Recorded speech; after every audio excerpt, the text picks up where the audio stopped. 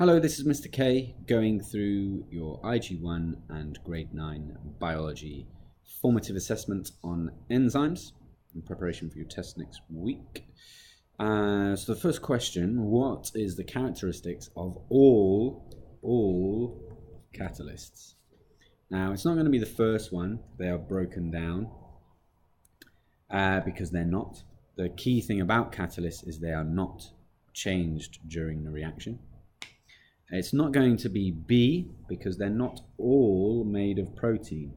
Okay, not all catalysts are made of protein.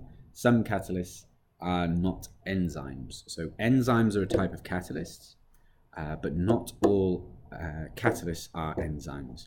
An analogy to this is the iPhone. The iPhone is a type of mobile phone, but not all mobile phones are iPhones. Okay, so there are other catalysts out there which are not enzymes and made of protein.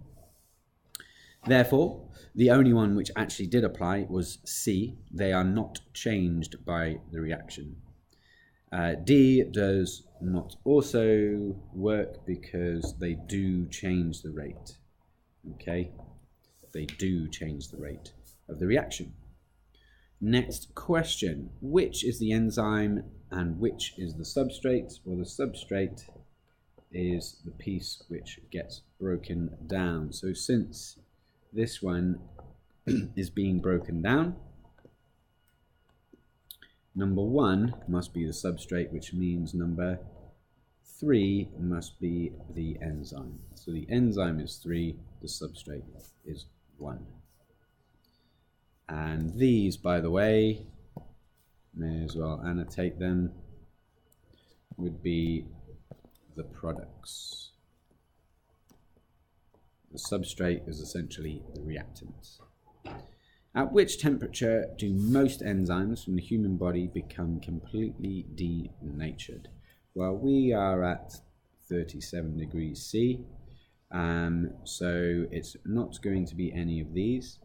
At colder temperatures, enzymes don't denature, they just work a lot slower. It's only if you actually change the shape of the active site will it become denatured, and this happens if you start to break chemical bonds and change the shape of the protein. And this will happen at 65 degrees and above.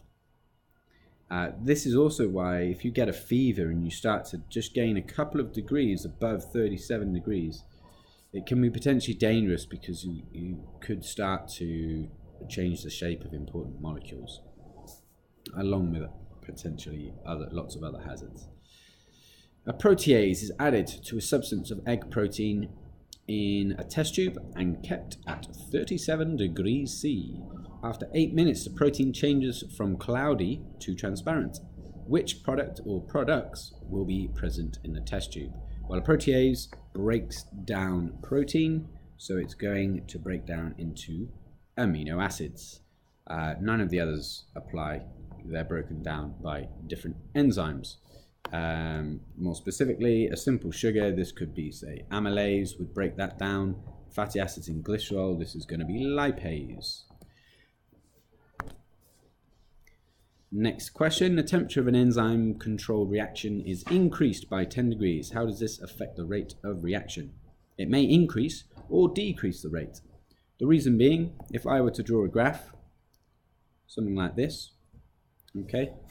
Now, if you are in this position and you increase, let's say this is 65 degrees C, oops, up here, and this is, say, 35. Now, if, I'm going to redraw this graph just a little bit.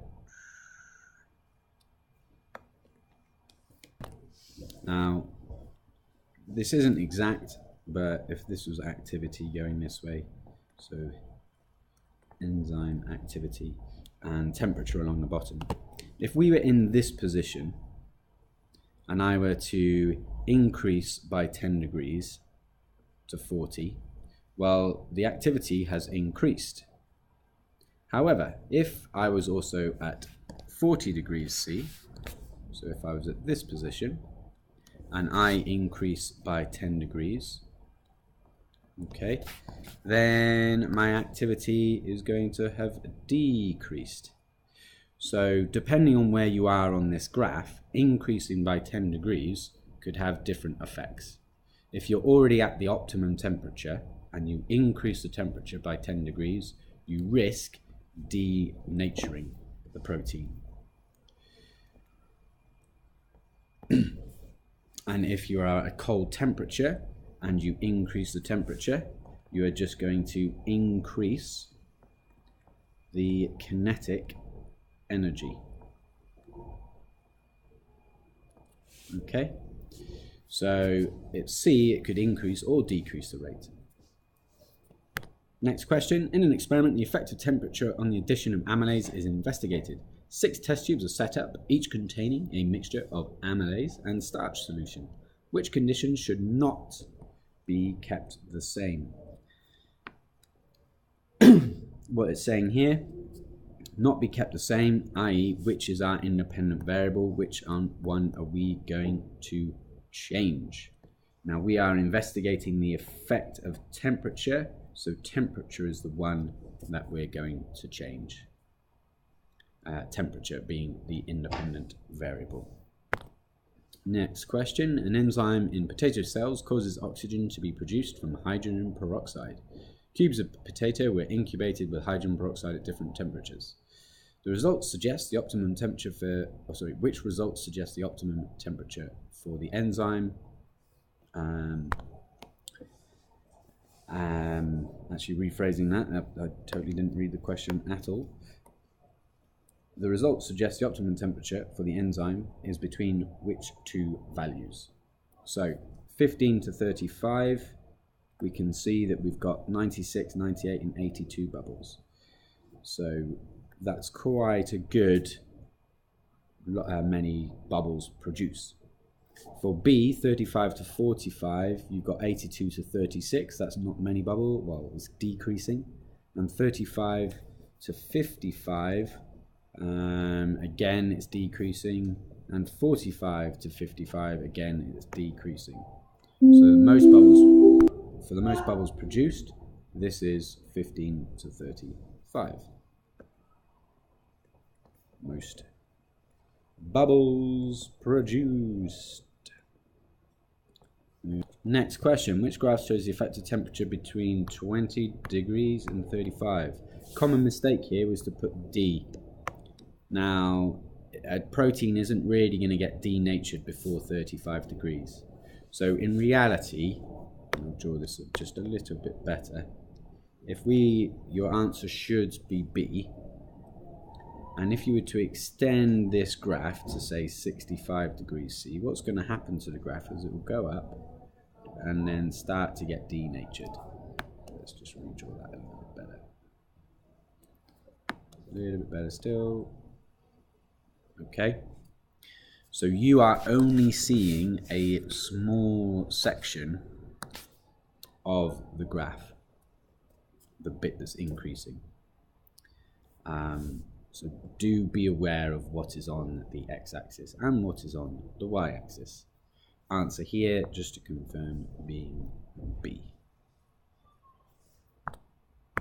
Next up, equal quantities of a protein digesting enzyme were added to 5 centimeters cubed of protein solution of different pH. Each tube was kept at 37 degrees. The amount of amino acid in each tube was measured after 35 minutes.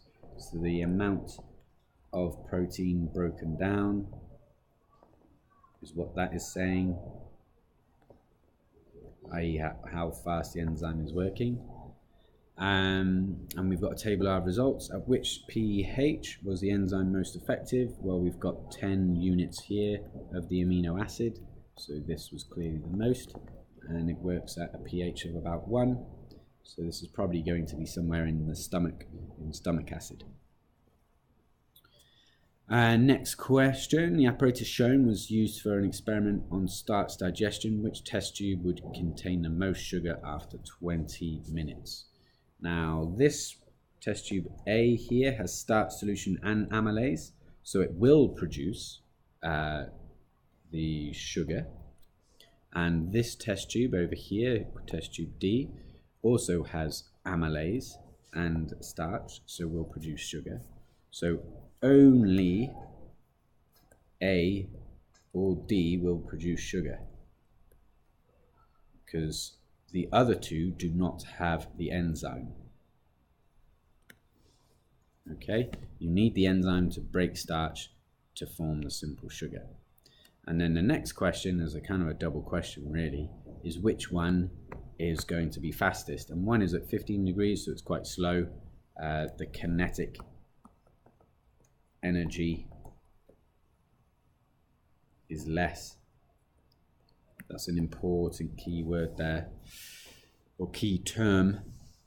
And at 37 degrees C, there is more kinetic energy, so collisions will be more frequent and greater chance of success, essentially, greater chance of success, because not all collisions will be successful.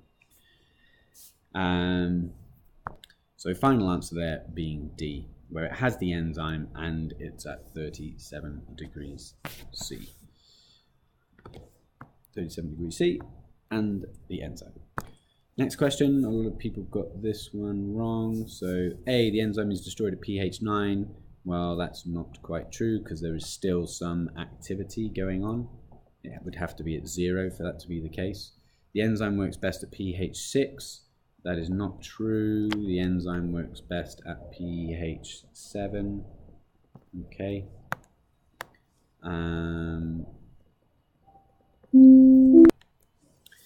The rate of reaction halves as the pH change from pH 5 to pH 7.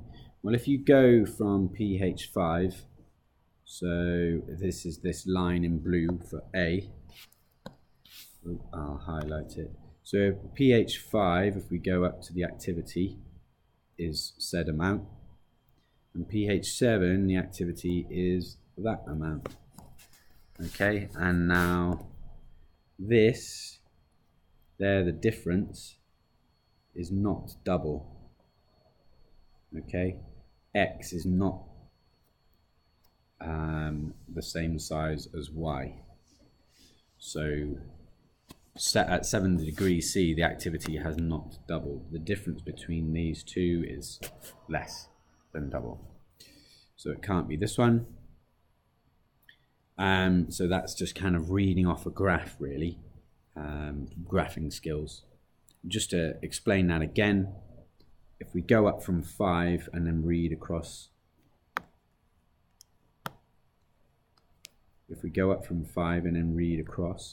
that would be our reading the activity or rate of reaction for pH 5.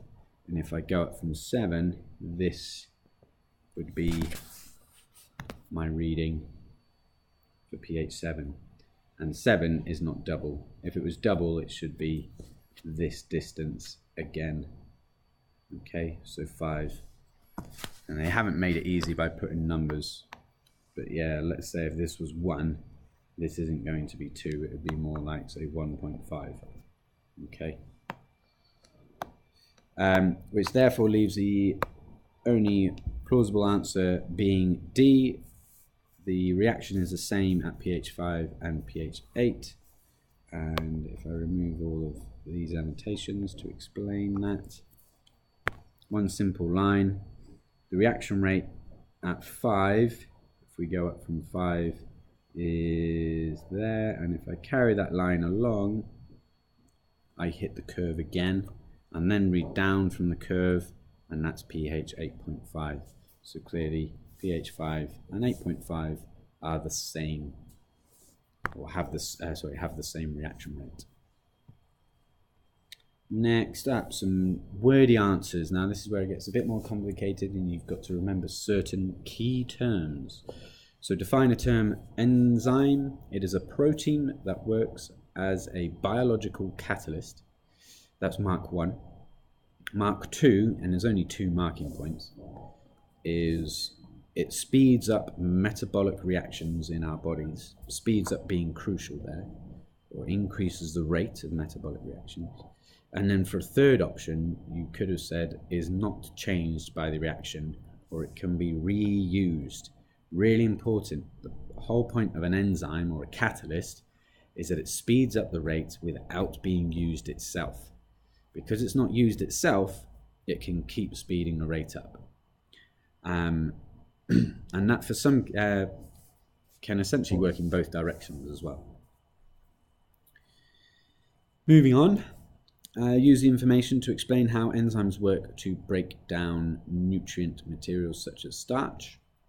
So the first thing, if you follow the diagram, my substrate binds to the enzyme and it binds to the active site. Active site is really important. You need to know that. You need to know the word substrate, and binds to is obviously a good phrase. So the substrate binds to the active site of the enzyme. Marking point 2, the substrate is complementary to the active site. Now complementary, let's just highlight that in blue because that is another key term. Complementary, just as my diagram sort of shows, it's the same shape. So complementary are when two things fit together nicely. Okay, and a good word to describe that is complementary. So the substrate is complementary to the active site of the enzyme. Marking point 3, the enzyme substrate formed, an enzyme substrate, I'll rechange that, that should be an enzyme substrate is formed. Enzyme substrate is formed, and the substrate turns into the product. I can't quite read that there, but turned into the product, enzyme. So the substrate is turned into the products, and that's what this is showing. These being the products. And as you can see, the enzyme stays the same and it can be reused.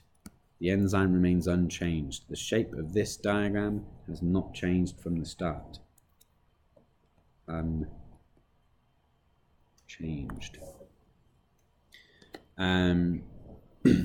So marking point 4, the product leaves the active site of the enzyme. Actually, we don't need that there. The product leaves the active site. The enzyme is not changed by the reaction. So here we can see the products leave and they're not changed. These just leave the active site and they're unchanged, and the enzyme is unchanged.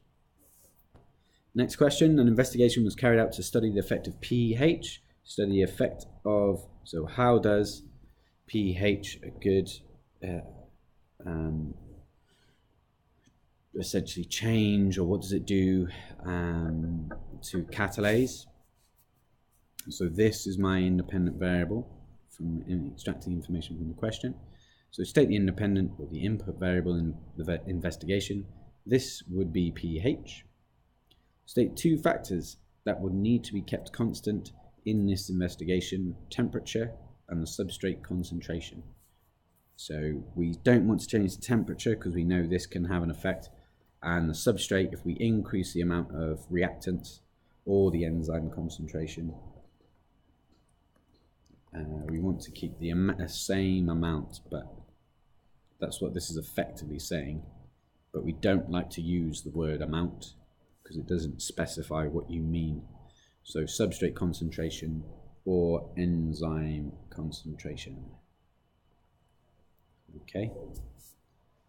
And these are your control variables.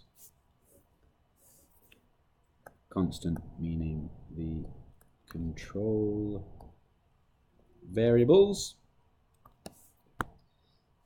Next question.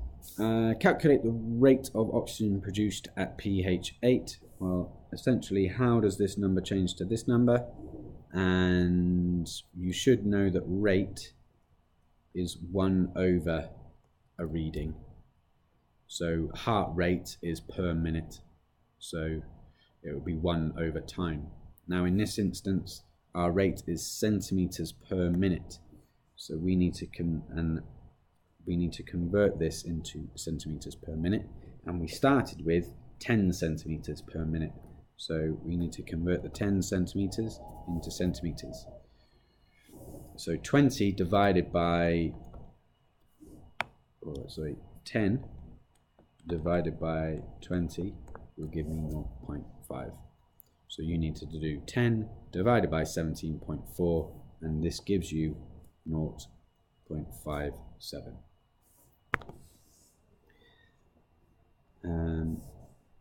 Just to recap that's 10 divided by 17.4, because we want to convert 10 centimeters cubed into 1 centimeter cubed.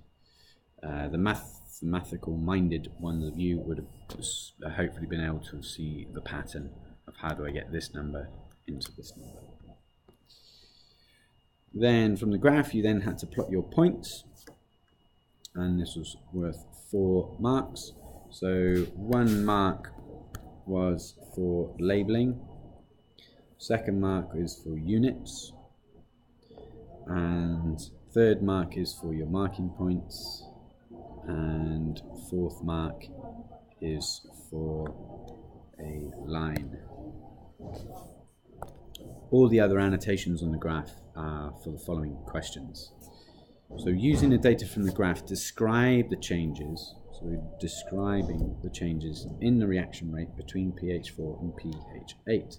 All you need to do is say what you see on the graph. So, and use specific numbers. So from 4 to 6, we can see that it increased. Okay, the pH increased. So marking point 1 increases between pH 4 and 6, and then you can say the value that it increased by. Okay, so if I were to be very specific here, it's going to be increasing from 0.5 to 1, so it increased from 0.5 to 1.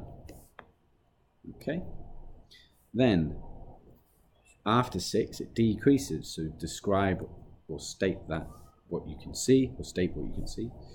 Decreases between pH 6 and pH 8, and it started off as 1 and it ended up down at 0.57, which was your reading from before.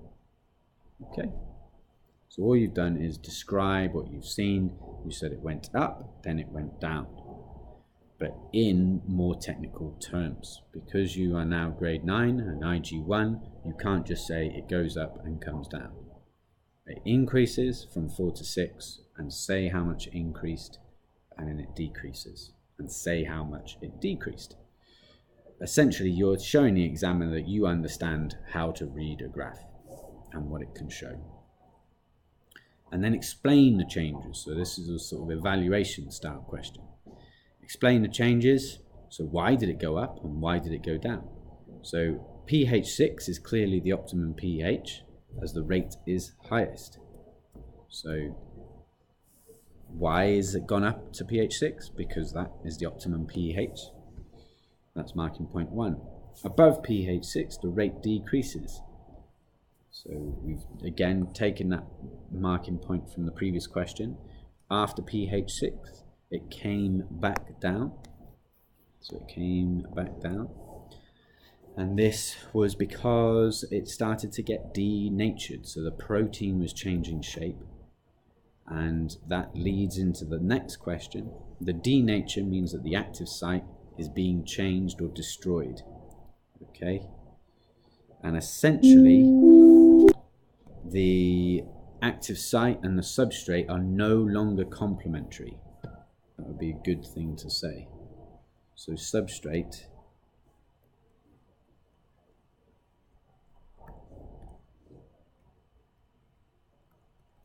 is no longer complementary, meaning they no longer fit together. So marking point 3 was to describe that. What is actually happening as the pH increases beyond pH 6 and it is being denatured, the active site is being destroyed, the shape is changing so that the substrate or the reactant cannot fit in the active site anymore. You could have also just said that for pH below 6. So here denaturing is happening and above 6 is being denatured as well. So it's becoming less efficient. But the shape doesn't change all in one go. It gradually changes until the point where the substrate can no longer fit at all. But if it just changes a little bit, just a little bit in shape, it can be very inefficient. Imagine, for example, if you had a bike wheel and you change the shape of it just a little bit so there's a bump. Then when you're riding around, it's going to be very hard every time you have to roll over that bump. So it's very important a wheel is a circle. If it's anything other than that, changing its shape slightly, you're going to have to pedal harder. Okay, next question. Explain why enzymes in biological washing powders act to remove food and blood stains from clothes. So food and blood. So we have to think about those two. So marking point 1, protease breaks down protein. Remember each of these 3 enzymes, by the way, to amino acids. Now this would be blood stains to amino acids, because blood is, as I've written over here, mainly made of protein. So protease breaks down protein into amino acids. Lipases, these are going to break down fat into fatty acids and glycerol. Amylase or carbohydrates, they're going to break down carbohydrate to simple sugar. The link between the enzyme, what it breaks down and what it breaks down into is very important. What I suggest you do is you make a table for revision and have each of those headings, put it on your door or your mirror in your bathroom so you can see it every day in the build up to the test. Mark 4, enzyme, amino acids, fatty acids, glycerol and sugar, they are all small and easily dissolve in water so they can be washed away. So they're with taking very big molecules, breaking them down into smaller ones, using enzymes so that they can be washed away. And the link here is essentially to your question. These two are going to be the food stains as well as protein as well, but the blood stains they're going to be broken down by protease. Next, or your final question, suggest a suitable temperature for a wash using a biological washing powder and explain your answer. 40 degrees C, or a little bit less. 40 degrees C is an optimum temperature. The enzymes will get denatured at higher temperatures. So a lot of these new washing powders, they have enzymes in, and they're purposefully designed so that you can wash at a lower temperature. And if you can wash at a lower temperature, you can save money and save energy, and so help the environment.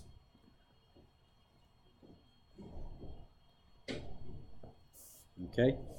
You don't have to wash at 90 degrees anymore because you've got a lot of these enzymes which can break down these long, large molecules into smaller ones so they can dissolve in water, wash away at lower temperatures. It will also make the washing quicker because your washing machine doesn't have to get to a higher temperature. So just to recap the last question, 40 degrees is the optimum temperature. Higher temperatures, they'll be denatured. And conversely, if it's too cold, there is not enough kinetic, really important term this, kinetic energy.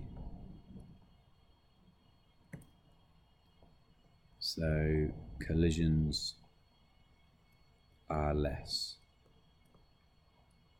frequent.